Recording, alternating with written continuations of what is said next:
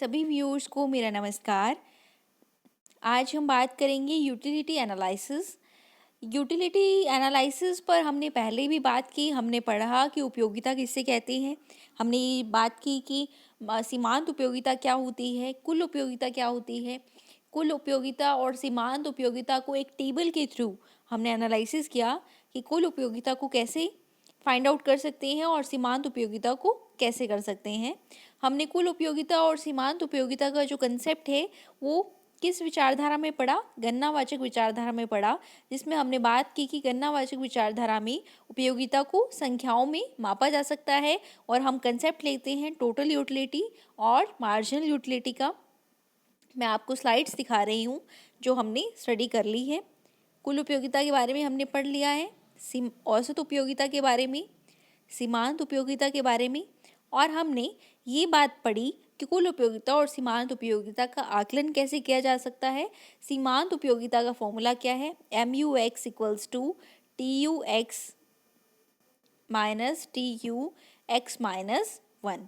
MUX equals to TUX minus TUX minus 1। Next हमने पढ़ा, या फिर MUN, अगर x की जगह n लगाएंगे तो क्या आएगा, MUN equals to TUN minus TUN minus 1।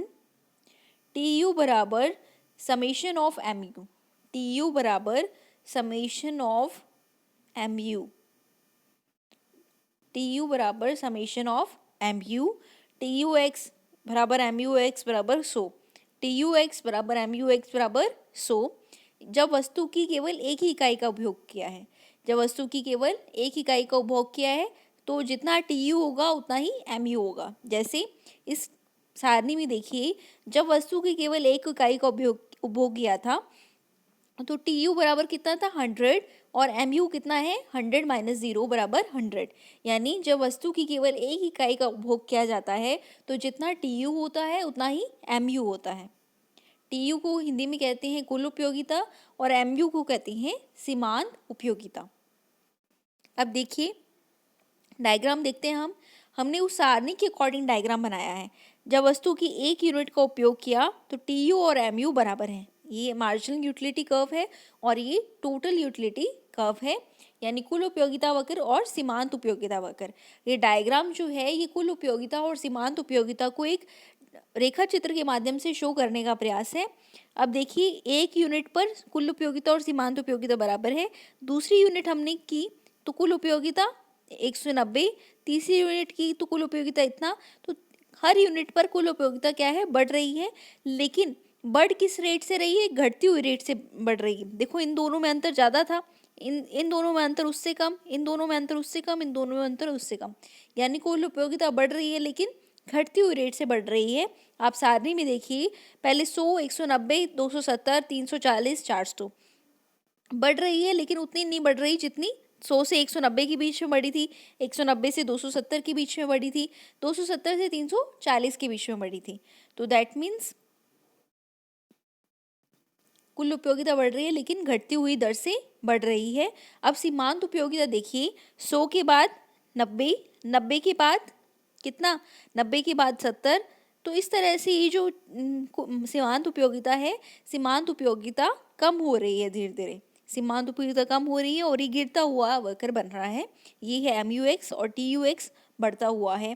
तो ये है TUX और MUX का रेखा चित्र के माध्यम से हमने बताना कि TU का डायग्राम कैसे बनेगा और MU का डायग्राम कैसे बनेगा। अब देखिए आप कि कुल उपयोगिता और सीमांत उपयोगिता को हमें संबंध क्या होता है, कुल उपयोगिता और सीमांत उपयोगिता में क्या रिलेशन पाया जाता है। तो कुल उपयोगिता और सीमांत उपयोगिता का जो रिलेशन है वो एक सारणी के माध्यम से यहाँ शो हो रहा है। देखिए मात्रा अगर 0 इकाई है, हम उपभोग कुछ भी नहीं कर रहे, तो कुल उपयोगिता क्या मिलेगी, 0, और सीमांत उपयोगिता क्या मिलेगी, 0। जब वस्तु की एक इकाई का उपभोग किया है, एक इकाई का उपभोग करने से कुल उपयोगिता 8 और सीमांत उपयोगिता 8 माइनस 0, सीमांत उपयोगिता क्या होगी, 8 माइनस 0 बराबर 8। वस्तु की 2 इकाइयों का उपभोग करेंगे तो कुल उपयोगिता 8 से 14, 14 माइनस 8 बराबर 6, 14 माइनस 8 बराबर 6।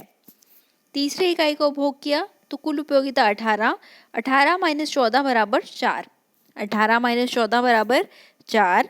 4 इकाइयों का उपभोग किया तो कुल उपयोगिता 20, 20 माइनस 18 बराबर 2, 20 माइनस 18 बराबर 2। 5 इकाइयों का उपभोग किया तो कुल उपयोगिता 20, 20 माइनस 20 बराबर 0, 20 माइनस 20 बराबर 0। 6 इकाइयों का उपभोग किया तो कुल उपयोगिता 18, 18 माइनस 20 बराबर -2, 18 माइनस 20 बराबर -2। यानी क्या शो हो रहा है इसमें कि कुल उपयोगिता धीरे धीरे बढ़ रही है, फिर कांस्टेंट होने के बाद नेगेटिव हो जाती है। कुल उपयोगिता धीरे धीरे बढ़ रही है, कांस्टेंट होने के बाद क्या हो जाती है, नेगेटिव हो जाती है। सीमांत उपयोगिता जो है पहले 8, 8 से 6, 6 से 4, इन दोनों का कुल उपयोगिता की प्रथम इकाई, दूसरी इकाई और प्रथम इकाई के अंतर को सीमांत उपयोगिता कहते हैं। 8, 14 minus 8 6, 18 minus 14 4, 20 minus 18 2, 20 minus 20 0, 18 minus 20 -2। यानी सीमांत उपयोगिता कम होती है, कम होने के बाद 0, 0 के बाद ऋणात्मक।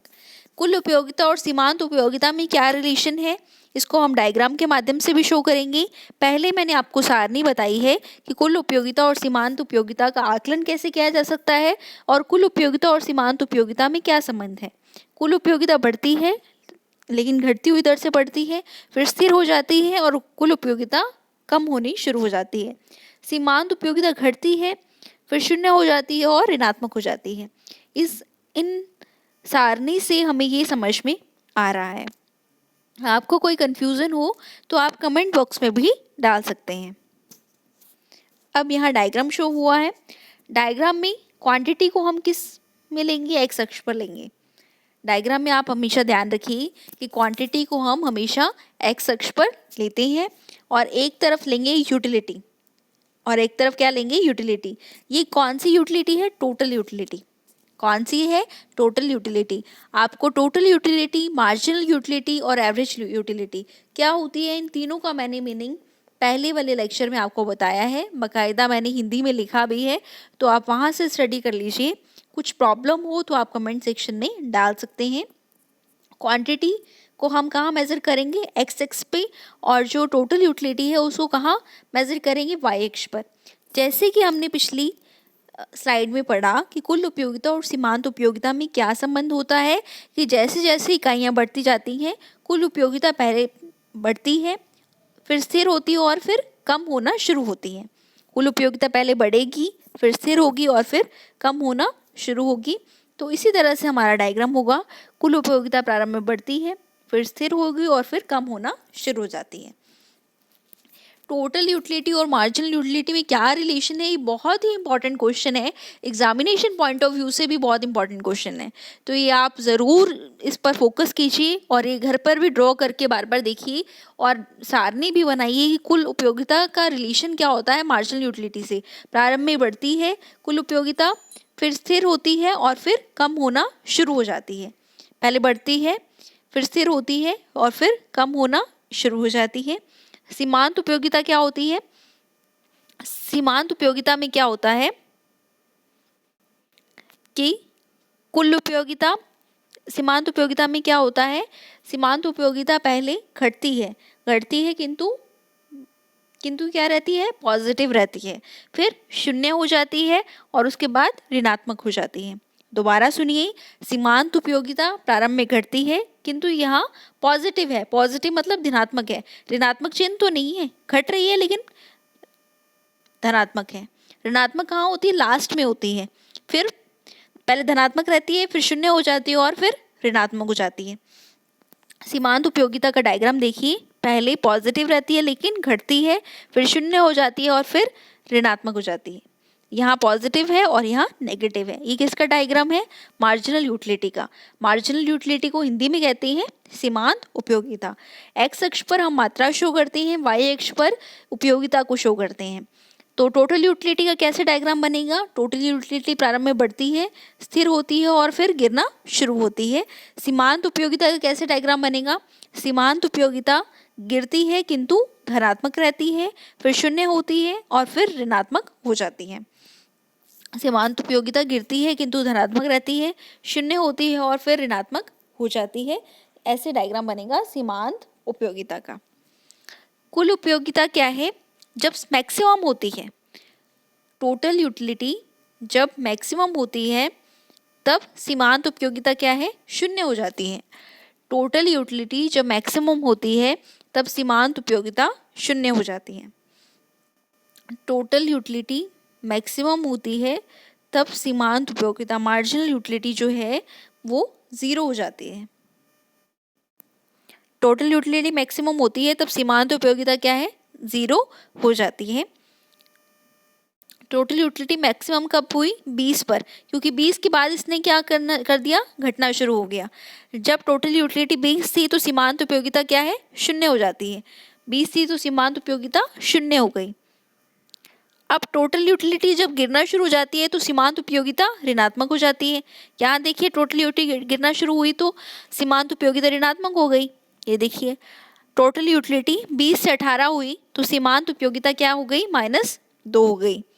टोटल यूटिलिटी 20 से 18 होने पर सीमांत उपयोगिता -2 हो गई। ये है टोटल यूटिलिटी और मार्जिनल यूटिलिटी का डायग्राम।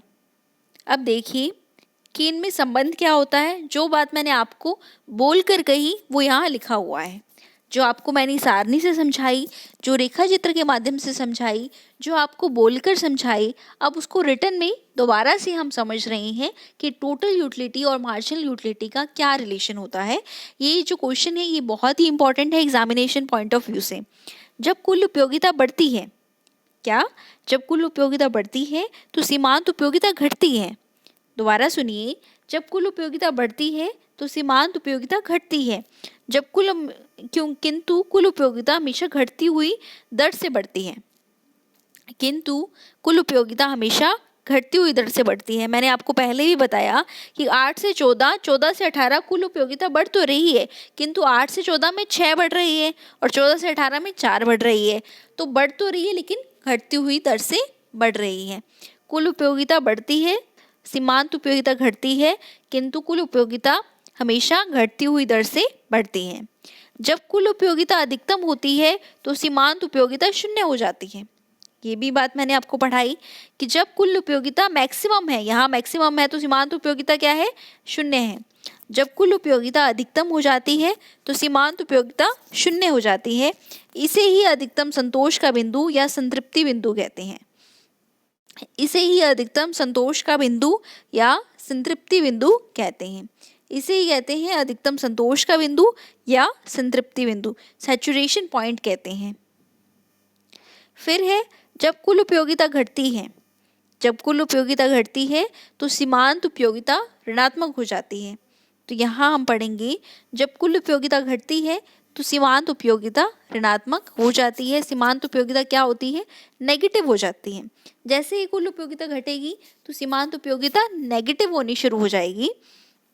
ये किस में रिलेशन है? कुल उपयोगिता और सीमांत उपयोगिता में संबंध क्या है?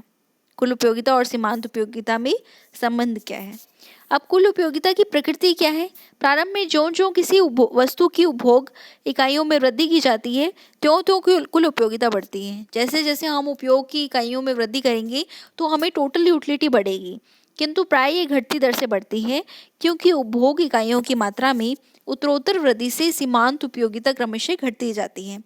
जैसे जैसे हम किसी वस्तु का उपयोग करेंगे, मान लीजिए हमें भूख लगी है, हमने एक चपाती खाई तो हमें टोटल यूटिलिटी मिली 20 की, दूसरी खाई तो हमें 35 की, तीसरी खाई तो 30 की। तो जैसे जैसे हम उपभोग इकाइयाँ बढ़ाएंगे तो हमारी भूख संतुष्ट होती जाएगी और हमारी जो है उपभोग करने की प्रवृत्ति जो है वो बढ़ेगी, लेकिन घटती हुई दर से बढ़ेगी। हम एक के बाद दूसरी खाएंगे, दूसरी बाद तीसरी खाएंगे, फिर आधी खाएंगे, फिर बिल्कुल नहीं खाएंगे। तो ये क्या है? बढ़ेगी लेकिन घटती हुई दर से बढ़ेगी। ये किसने कंसेप्ट है? कुल उपयोगिता की प्रकृति का। इसके पश्चात किसी एक बिंदु पर अधिकतम हो जाती है, फिर हम कहेंगे नहीं अब तो खा लिया, अब हम नहीं खा सकते। जिस बिंदु पर कुल उपयोगिता अधिकतम होती है उसे संतोष का बिंदु या संतृप्ति बिंदु कहते हैं। ये क्वेश्चन वेरी वेरी इंपॉर्टेंट कि जिस बिंदु पर कुल उपयोगिता अधिकतम होती है उस बिंदु को क्या कहते हैं, सैचुरेशन पॉइंट कहते हैं। क्या कौन सा पॉइंट होता है, वो सैचुरेशन पॉइंट होता है जिस बिंदु पर कुल उपयोगिता अधिकतम होती है। कई बार एग्जाम्स में इस तरह क्वेश्चन आता है, what is the meaning of saturation point. तो जिस बिंदु पर कुल उपयोगिता अधिकतम होती है उसे संतृप्ति बिंदु कहते हैं। यदि उपभोक्ता इस बिंदु के पश्चात भी उस वस्तु का उपभोग जारी रखे तो कुल उपयोगिता घटनी शुरू हो जाती है, सीमांत उपयोगिता ऋणात्मक हो जाती है। अब आप इसको एक एग्जाम्पल की तरफ समझेंगे कि जैसे जैसे हम चपाती का उपभोग करते जाते हैं हमें क्या है, उस नेक्स्ट चपाती के प्रति इच्छा जो है वो कम होती जाती है। फिर एक बार हम कह देते हैं कि हमें चपाती नहीं खानी, हमारे जो यूटिलिटी है वो मैक्सिमम तक आ जाती है। फिर भी अगर हम खाएंगे तो वॉमिट होने के आसार रहेंगे। तो क्या होगा कि जो सीमांत उपयोगिता है वो ऋणात्मक हो जाती है। तो वो जो खाया हुआ है तो वो बहुत ही गड़बड़ कर सकता है, हमारी जो कैपेसिटी है उस पर नेगेटिव इम्पैक्ट डाल सकता है। तो ये है कुल उपयोगिता की प्रकृति। जैसे कि मैंने आपको पिछले स्लाइड्स में पढ़ाया कि कुल उपयोगिता क्या है, सीमांत उपयोगिता क्या है, उनमें रिलेशन क्या है और इसकी नेचर क्या है, ये सब चीज़ें आपको ध्यान में होनी चाहिए। इसके बेस पर हम आने वाले चैप्टर्स भी पढ़ेंगे। ये जो है कंसेप्ट कुल उपयोगिता और सीमांत उपयोगिता का, ये जो कंसेप्ट है ये गणनावाचक विचारधारा से लिया गया है, क्योंकि एल्फ्रेड मार्शल का ये मानना है कि कुल उपयोगिता और सीमांत उपयोगिता को हम संख्याओं में माप सकते हैं। और जो हिक्स एलन एजवर्थ है वो ये कहते हैं कि कुल उपयोगिता सीमांत उपयोगिता जो होती है ऐसा कंसेप्ट नहीं होता। उपयोगिता को केवल हम क्रम दे सकते हैं, उसे केवल एक चयन कर सकते हैं कि इससे हमें ज़्यादा सेटिस्फेक्शन मिल रहा है, इससे कम सेटिस्फेक्शन मिल रहा है। तो आज केवल हमने पढ़ा कुल उपयोगिता सीमांत उपयोगिता क्या है, इन दोनों में रिलेशन क्या है, कुल उपयोगिता की प्रकृति क्या है, कुल उपयोगिता और सीमांत उपयोगिता आकलन कैसे किया जा सकता है। मैं आशा करती हूँ कि आप इस वीडियो से लाभान्वित हुई होंगी। आपका धन्यवाद इस वीडियो को सुनने के लिए।